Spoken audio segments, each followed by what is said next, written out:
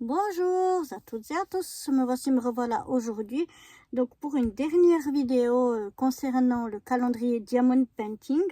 Je vous avais dit qu'il y avait deux trois choses que je savais pas trop à quoi ça servait, ou bien j'avais même pas remarqué que je le savais pas en fait. Et puis je suis venue donc reprendre ces deux trois choses qui étaient pas trop claires, et puis je vais vous expliquer à quoi ça sert maintenant que j'ai trouvé leur utilité.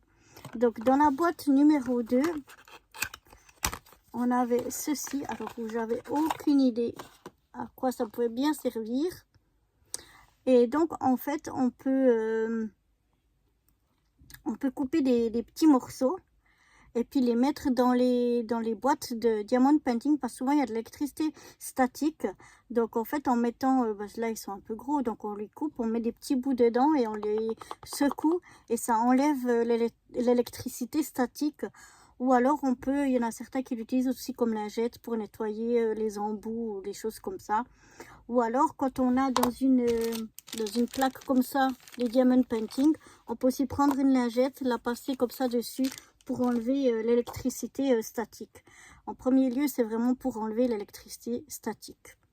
Donc voilà, mais quand on n'a pas ça, on peut utiliser, il y a des sprays exprès, ou il y a des recettes pour faire des sprays, ou bien alors je crois, lingettes pour le sèche-linge, avant qu'elle passe au sèche-linge, donc qui pourrait marcher. Mais bon, faudrait essayer, je peux pas vous dire ça avant. Mais en tout cas, ces petites lingettes là servent normalement pour enlever l'électricité statique.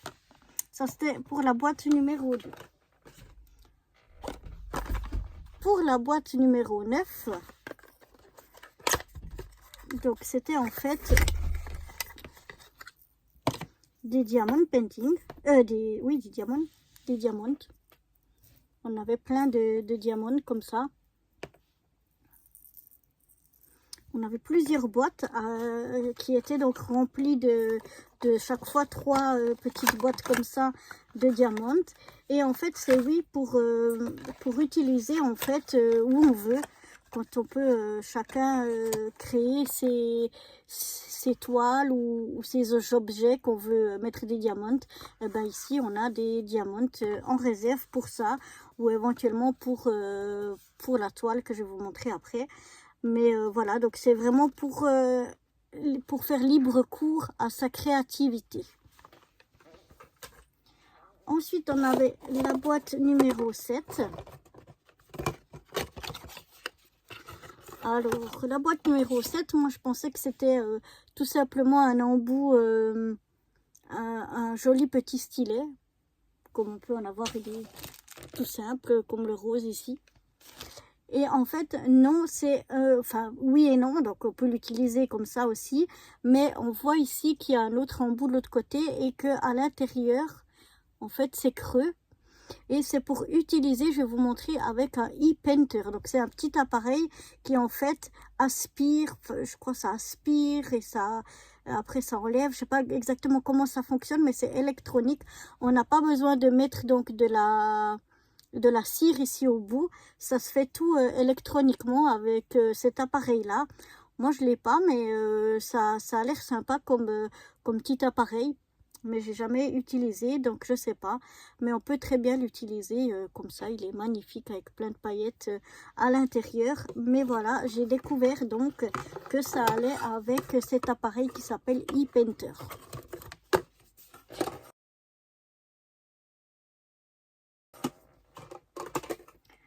Ensuite, on a la case numéro 13. Dans la case numéro 13, on avait quelques washi. Et c'est bien pour coller autour des toiles. Pour enlever le côté collant et la maintenir bien. Donc c'est bien des washi, juste... mais bon, je les trouve un peu presque trop beau pour utiliser pour ça. Moi, j'ai d'autres choses pour d'autres washi qui sont tout simples, que je vais plutôt utiliser. Et puis ceux-là, je pense que je vais les garder pour le scrapbooking. Mais voilà, c'était bien pour les toiles.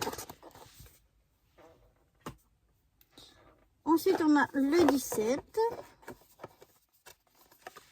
La boîte numéro 17. Alors, la boîte numéro 17, on avait ceci. Donc ça, on avait bien deviné qu'il y allait ici la petite bouteille et puis qu'on pouvait après renverser comme ceci. Quand on a les diamants painting, les diamants qui sont ici, on peut renverser comme ça et ça se remplit dans la boîte. Mais il y en a certains, je vais vous mettre une photo. Il y a certains qui ont un embout spécial qui en fait vient se clipser directement ici. Donc c'est pour ça que cette partie-là, elle s'enlève. Elle vient se clipser ici directement. Et comme ça, on peut renverser comme ceci. Directement, sans en mettre partout. Donc c'est pour ça que cette partie-là, elle se clipse et elle se déclipse. Moi, j'en ai pas. J'ai que des tout simples comme celui-là. Donc je suis obligée d'utiliser cet embout-là. Mais il y a certains qui ont donc un embout spécial qui se clipse directement dessus. Donc voilà pour le numéro 17. Ensuite le 20. La boîte numéro 20. Alors ça, c'est bien une... je savais pas si c'était quelque chose de mystère parce qu'on avait ici un QR code ou quoi. Mais en fait, non, c'est bien une toile vierge où on peut faire ce qu'on veut dessus. Donc là, en revenant à cette toile-là, et comme je vous avais dit, les diamond painting qu'on avait reçus pour faire pour créer soi-même des choses. Alors j'ai beaucoup aimé ce calendrier, il est vraiment magnifique, mais je pense qu'il est peut-être pas fait pour les tout débutants comme moi. Enfin, on va pouvoir quand même faire des choses, mais je pense qu'il est plus intéressant pour justement les gens qui sont plus avancés dans le diamond painting, qui justement qui créent des choses eux-mêmes. Moi, je crée rien encore, j'ai fait que des toutes petites toiles, j'ai même pas fait des toiles un peu plus grandes. Mais donc, je pense qu'il s'adresse un petit peu à des gens qui sont un petit peu plus avancés, en tout cas que moi, dans le diamond painting. Mais c'est très intéressant et puis ça motive aussi à aller plus loin dans cette activité-là. Mais voilà, c'est pour ça que je vous disais dans la dernière vidéo que j'étais un peu mitigée. C'est parce que il y avait certaines choses, je ne savais pas à quoi ça servait. Et puis, c'est ce que j'avais remarqué un petit peu, c'est que je suis peut-être pas encore assez douée, pas assez d'expérience encore pour ce calendrier-là. Mais il est très chouette en tout cas. Et puis, ça me motive pour aller plus loin. La boîte numéro 21. Alors ça, apparemment, il y avait beaucoup qui ont reçu, même qui étaient doués dans le diamond painting, plus avancés que moi, qui ne savaient pas trop à quoi ça sert. Et apparemment, c'est quelque chose pour mettre autour d'un gobelet. Donc, vous avez votre gobelet, puis vous le mettez comme ça. Et puis, comme ça, vous avez un beau cuir et une belle décoration ici pour mettre sur votre gobelet de café. Donc apparemment ça sert à ça, mais bon, j'étais rassurée parce qu'il y avait beaucoup de gens qui n'étaient pas trop sûrs de la chose, donc il n'y avait pas que moi. Et la dernière chose, voilà, je vous mettrai aussi une photo. Eh bien en fait c'est bien ce que je pensais, c'est pour mettre pour crocher les choses dedans. Donc on peut crocher ça, on peut même mettre ça, puisque ça, même les choses très larges, puisque ici ça s'écarte. Donc on peut planter les choses comme ça, ou des stylos normaux, enfin tout ce qu'on veut, on peut le mettre là. Pas forcément que pour le diamond painting, on peut mettre d'autres choses. Mais là c'est en principe pour le diamond painting, je vous mettrai une petite photo ici.